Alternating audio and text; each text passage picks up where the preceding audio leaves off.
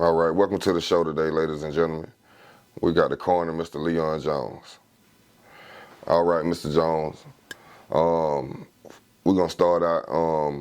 For people that might not know, what's your job? What exactly you do? Are you a form of a law enforcement, or you're a doctor? What's your job? You could say I'm a former law enforcement, but as coroner, we do death investigations. All right, we pronounce people dead on the scene, in a house.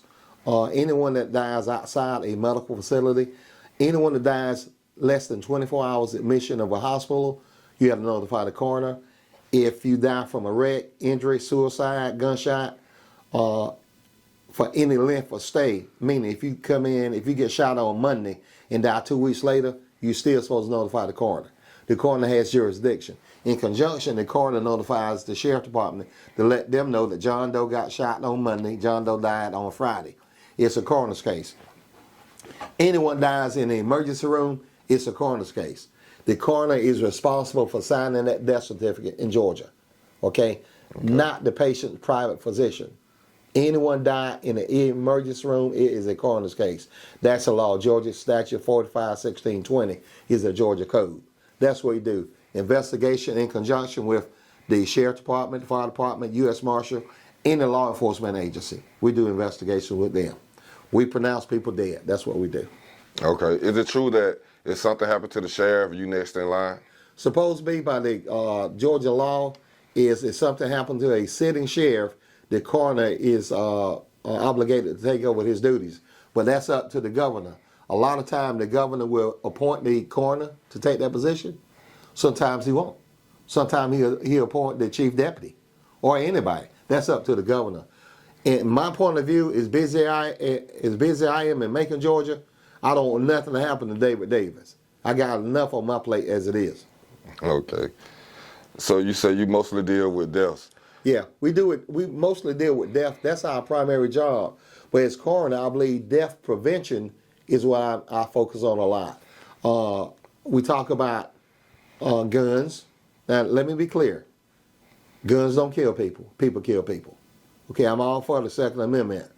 But that don't mean you should act like you're wide earp either, because you can have a gun. Okay?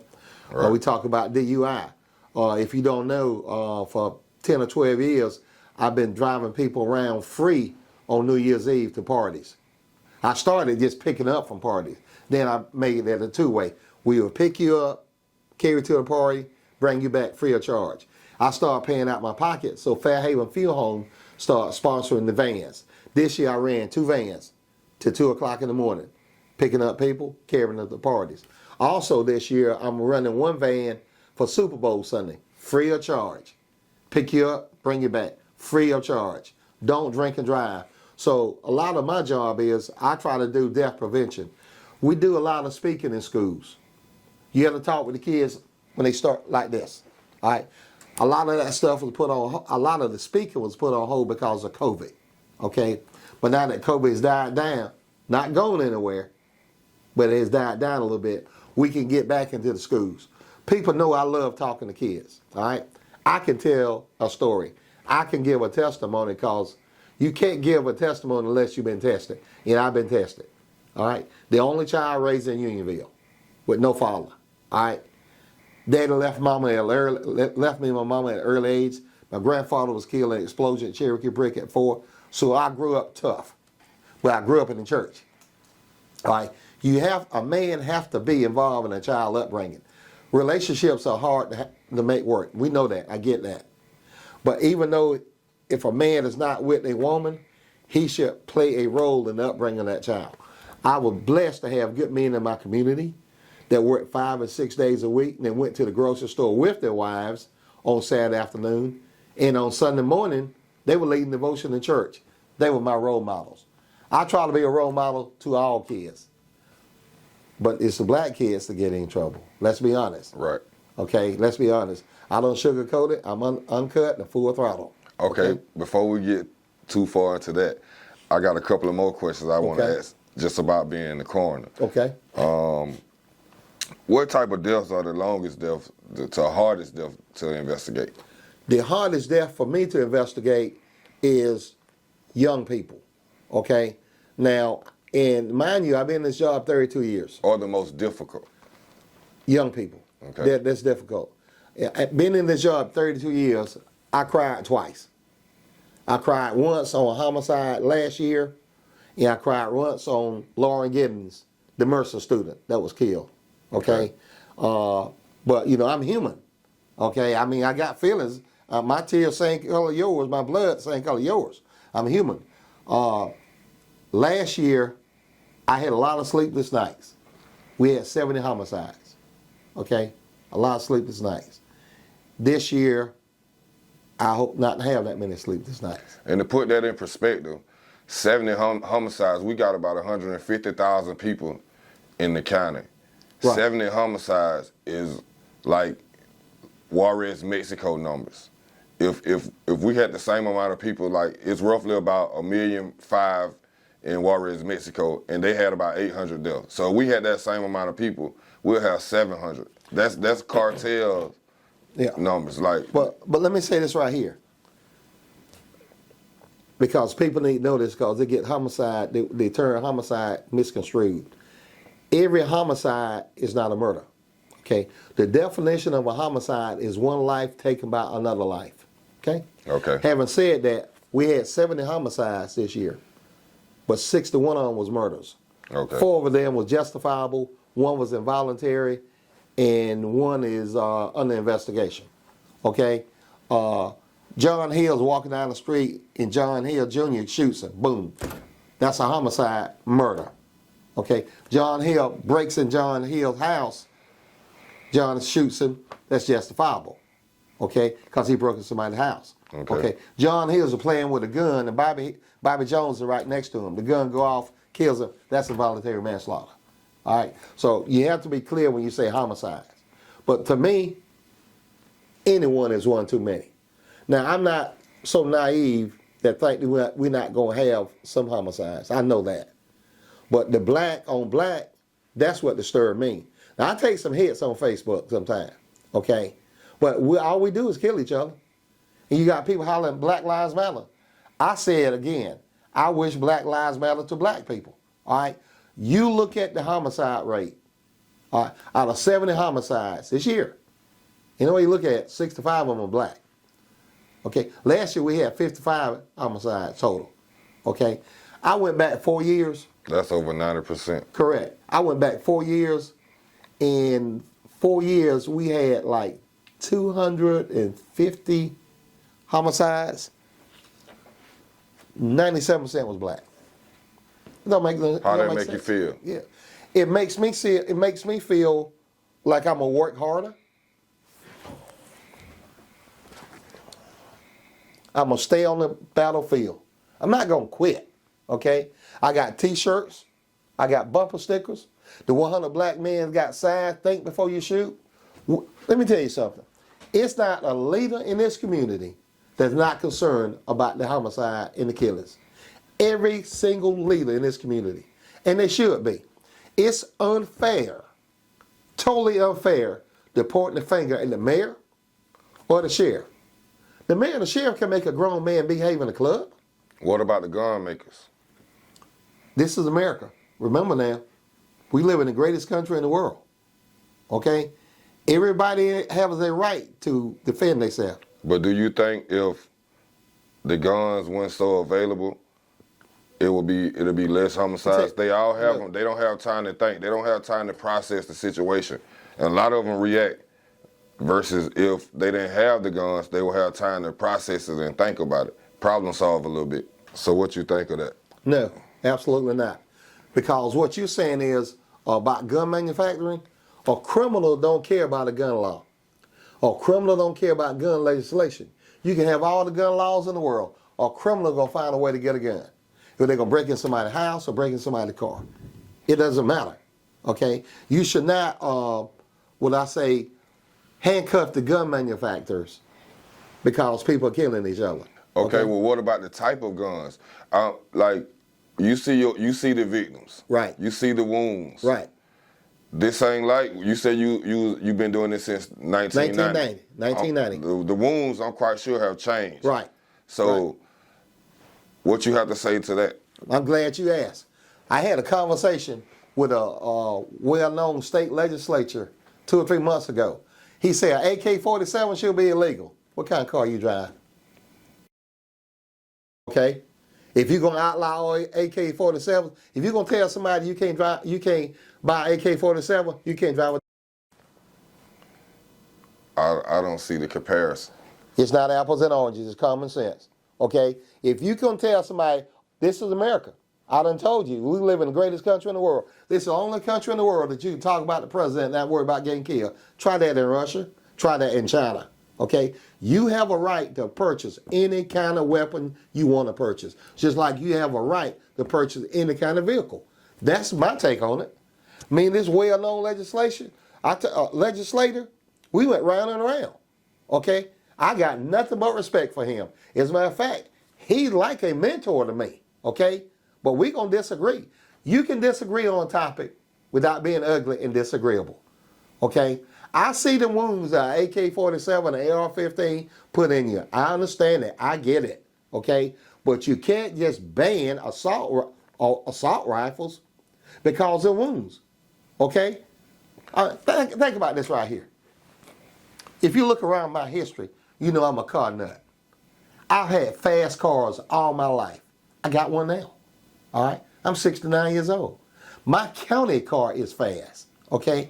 As long as you have fast cars, you're gonna have street racing. Street racing got so bad in Georgia that the governor created a law. Okay, created a law. We did street racing back in the day. I-16, Bethel Church Road, Forsyth Road, okay, 475. But now, a lot of guys go to the drag strip in Twiggs County or either Taylor County. You can't ban assault rifles. It's wrong. Okay, you ban assault rifle. Okay, ban Corvettes then. Ban Hellcats then. You can't do that. This is America. You can't tell somebody what they can buy and what they can't buy. All right? Look at all the people that buying Hellcats. Okay? We got some young boys doing some racing we ain't never did. We ain't never pulled up beside a state patrol car and said, you want it, come get it. They got devices. Bibb County Sheriff Department, year before last, got into a chase. They chased a guy from the Mercedes place on Riverside Drive to right behind this building. He had a Hellcat. He had a device where you press a button, your license plate cover. It cover your license plate. We ain't never done no stuff like that. But you can't tell nobody you can't buy a Hellcat, so you can't tell nobody you can't buy an AK-47. If you got a license, you got a permit. Now, I'm gonna tell you this right now. I believe in background checks. Okay. I believe in background. But I think the comparison of cars is just different because although cars can kill somebody every day, guns are made to kill. Okay. Cars are made to go fast. But not with the intentions of taking a life. When it's going to take the driver's life and maybe an innocent person ride with it. When have you known a car will run 200 miles per hour off the showroom with tag and insurance? That's crazy. 200 miles per hour with tag and insurance? 200 miles per hour. My car, my county vehicle, the mayor asked me, he asked what kind of car I want. I said, I want a fast car. You know, I always like fast cars.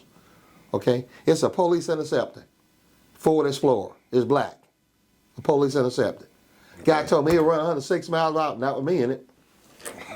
I work with dead people. Well, you driving fast cars? Yeah, that was then. This is now. Okay? I know when to back out one quick. Right. Okay?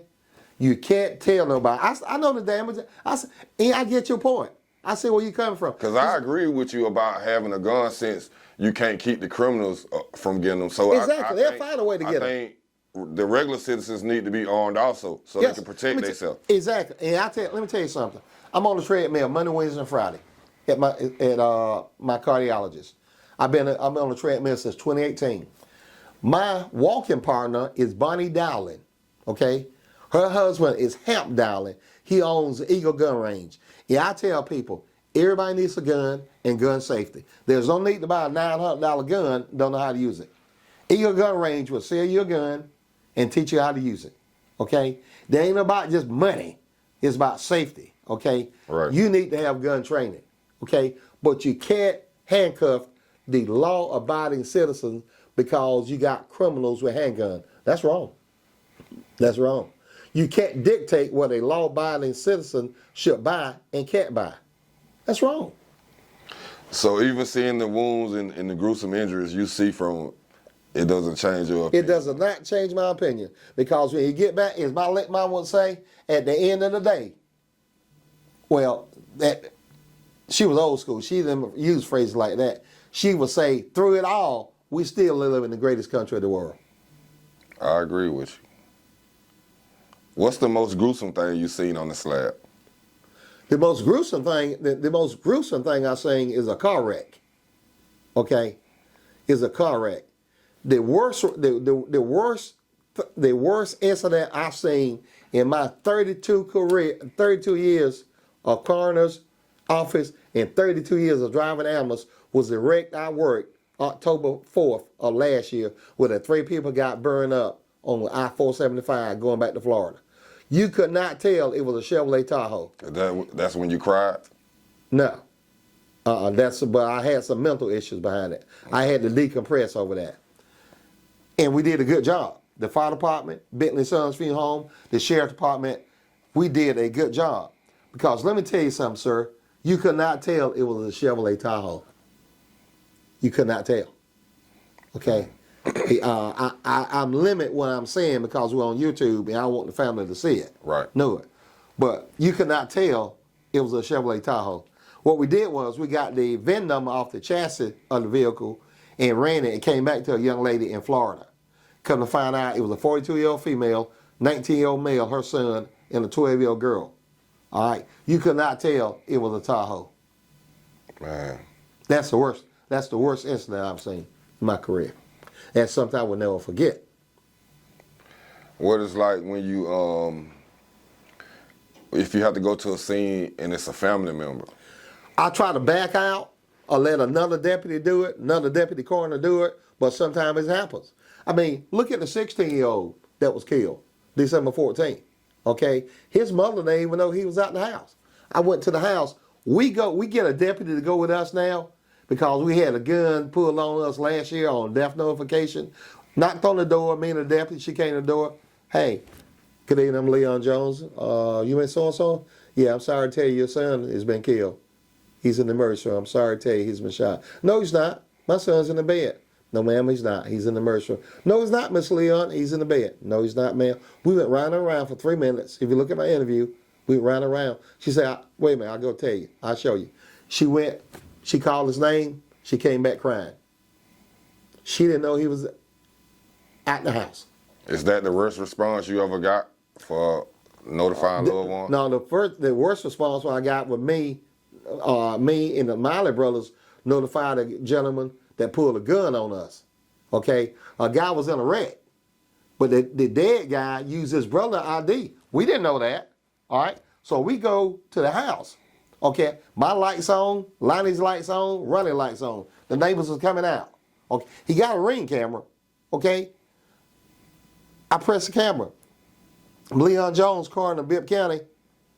Leon Jones, coroner of Bibb County. I got a blank gun. I got a blank gun. He got us on camera. All the neighbors are looking. We got lights on. I got a blank gun. I'm backing up. Ronnie and Lonnie backing up. He snatched the door open. He got the gun. Like this right here. His wife is standing here. He said, what are y'all doing? I said, we trying to find the next of kin, so-and-so, so-and-so. He said, I'm so-and-so, so-and-so. I said, well, who's driving the Honda? The 2019 Honda. He said, that's my brother. I said, well, I'm sorry to tell you, sir, he's been killed. And all hell broke loose. And then Ronnie and Lonnie backing up, and I'm backing up. I give his wife a card. They leave. I walk to my car. He runs, look, get me to the accident site. I carry him to the accident site. He gets out. He cursing out at everybody. His mother-in-law comes up there. I said, man, let me tell you this right here. First thing you need to do is get that gun from your son-in-law. Because that could have been a bad outcome. Because normally I'm packing. Okay? All right. All right. Suppose he had shot me and I was going to return fire.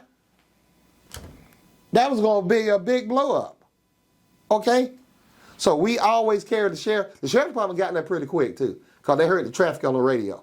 We always carry a deputy with us. You never know what's going to happen, okay? Well, I couldn't understand is you got somebody on camera, you see them, you got 3 cars in your driveway with lights on, but we got a saying, I'm going home to my wife, and it ain't going to be in a body bag. After having to deal with situations like that with people going crazy, seeing the gruesomeness and everything, what is it like when you go home? You mentioned earlier you had to decompress after a scene. So what is it like after you leave away from the office? I go carry my grandchildren some Dairy Queen or something, or I get in my Camaro. I got a 78 Z28. Yeah, I ride. I just ride. That's all I do is ride. No music, no nothing, just ride. I'm an older golder guy, I like older golder. I'm 60, so I grew up around the Motown stuff. I like that stuff. Okay, right. And I just ride. And how often you have to decompress like this? When I see something, here's what disturbed me. Okay, they're black on black. I know white people kill each other. I'm not stupid. I know that.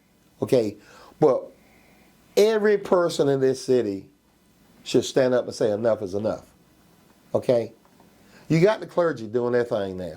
Okay, the leaders. I know for a fact. Let me tell you this right here.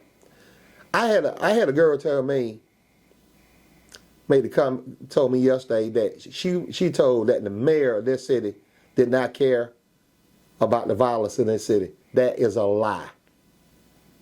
That is a lie. Okay? The language that I want to use, I'm not going to use it on YouTube. That is a lie. I know for a fact that Lester Miller cares about this violence in this city. Okay? If you got a problem with Lester, that's on you. But I know for a fact his concern about the violence and the youth in this community. Okay? Yeah, I stand by my guns on that. Okay? But still, he can't make a grown person behave in a nightclub. But I know he cares about the violence in the city, and he cares about the image of the city. We got a lot of good things going on in this city. I say it all the time. We got some lovely restaurants downtown. Okay? He took some hits from the amphitheater. Okay? Sometimes you got to step outside of the box. Okay? You got new leadership, they have new ideas. Okay? I'm not going to never throw anybody under the bus. My late mama said, never throw a rock because your house is glass. Okay? I don't do that. Okay? I try to keep these young people on track. Okay? I know I can't save every one of them, but I saved one of them. This young man, he don't mind me using his name. This young man's name, Ori Morgan. You look at his Facebook page, okay? He was 13 years old when his mama brought him to me. Said he was going down the wrong path. He was 13 years old. I got him in his office. I got him a job at Bentley & Sons Funeral Home. You ought to see him now. He's 17 years old. He got his Eagle Scout Award last year, and I was a keynote speaker at Grace Baptist Church. How does that make you feel? Great. I was determined that he was not going to get in the YDC, the LEC, or the GBI crime lab. Ori Morgan. O-R-I Morgan. Look at his Facebook page. And you'll see in this chair, when he was 13 years old, he got a caption. It all started right here. I was determined. He was not going. He was not going to YDC or the LEC or the GBI morgue. I was determined. You ought to see him now. That's awesome. Do you think the parents are part of the problem? I think the parents should have some accountability. It goes back to what I say about the man being in the home. Now, I did a study one time because I was on this high horse about the black man about being in the home, blah, blah, blah, blah, blah, blah. Because to find out, a lot of these kids had 2-parent homes, and they was in church more than I was. And God knows I was in church every Sunday all day. It wasn't an option, sir. It was a requirement, okay? And they went down the wrong path.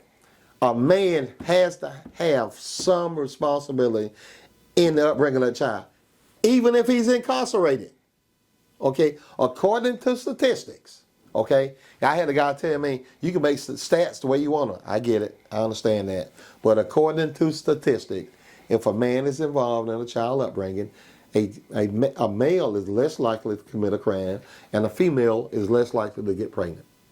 Okay? All right. Sometimes it happens when you got two-parent homes. Sometimes it happens when you got church going. You know, a lot of time when I give interviews in this office, some media outlets, they have a habit of cutting out the part when I talk about praying. Okay? I had a guy ask me a couple of months ago on an interview. He said, "Do you really pray for the mayor?" Sure I do. Before I get out of my room, I start my day with prayer. If I have to pronounce somebody at 3 o'clock in the morning, I pray before I get in the car. Okay? I was brought up praying. Okay? My late mama said, as you get older, you'll pray more. She was right. Okay? I was baptized at age 5 in the old New Zion Baptist Church that sat on the corner of 5th Street and Edgewood. Okay? I did not deviate from my upbringing. Okay? I love God. I love people. I don't look at skin color. I don't look at gender. I don't look at sexual preference. I don't look at political party. Look at my Facebook profile. It tells you I love helping people, period. I don't care what color you are. Okay? Prime example is the Confederate Monument. Okay? 3 years ago, my ex-babysitter's daughter was found beaten to death on Gray Highway. At that time, people was talking about Confederate Monument, Confederate flag, Confederate Monument, Confederate flag. We had 25 homicides in this city. At that time, the Confederate Monument on Cotton Avenue hadn't killed not one of them. Okay? They moved the Confederate Monument on Cotton Avenue. All right? I understand that was a private place, private people that did that. That's fine if you want to do that. That's fine. We had 21 murders after they moved the Confederate Monument. Okay? I told you in the beginning, when I first talked to you, I'm uncut, I'm unfiltered. Okay? All right? Uncut, unfiltered. I'm willing to bet you, if you go to every city that they moved the Confederate Monument and took a flag down, I'm willing to bet you the murder rate is skyrocket in the black community. Leave the Confederate Monument alone. Leave the Confederate flag alone. Okay?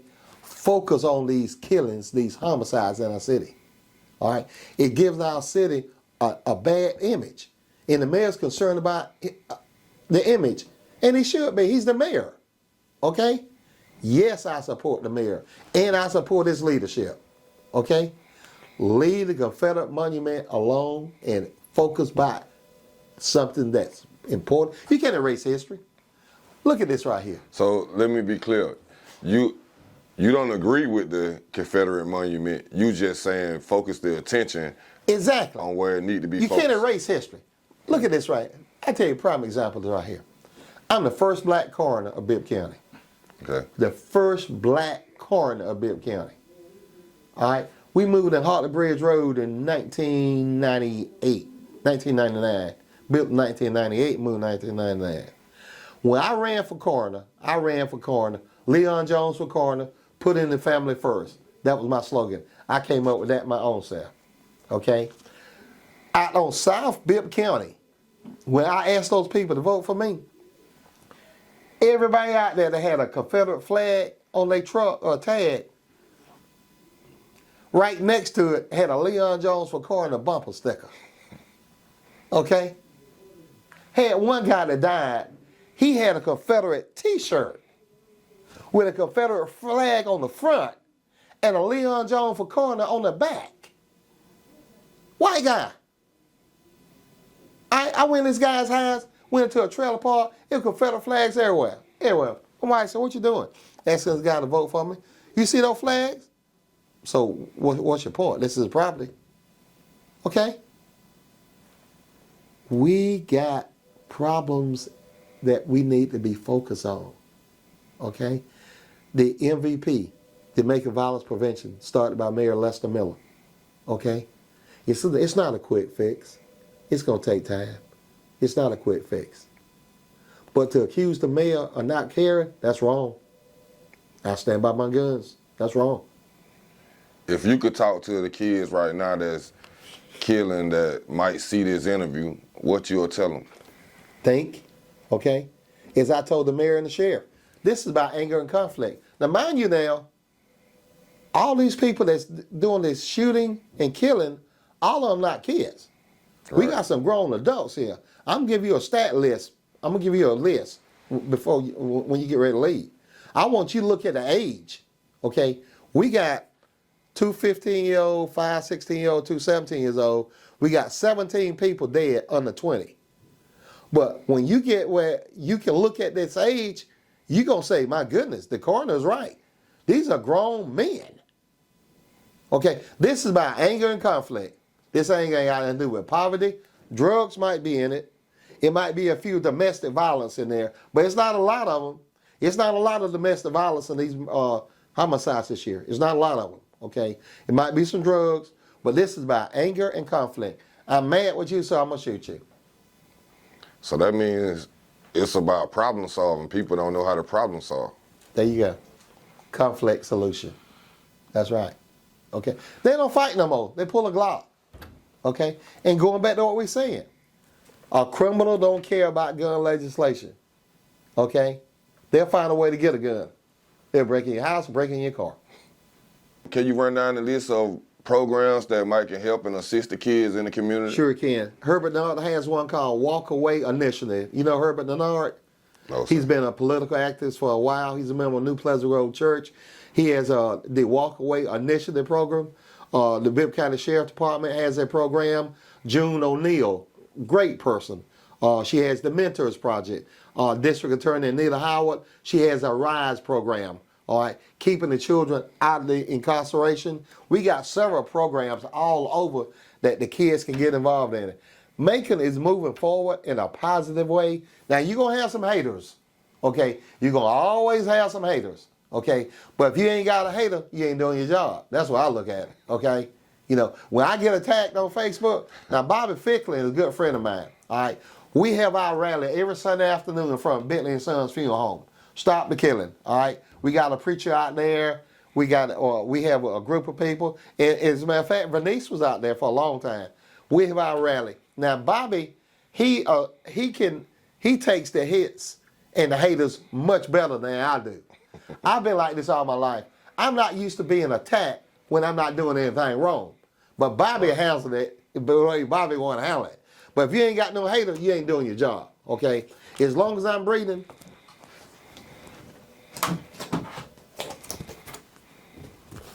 we gonna have it. As long as I'm breathing, we gonna have it. And there you have it, ladies and gentlemen. Coroner Leon Jones. Thanks.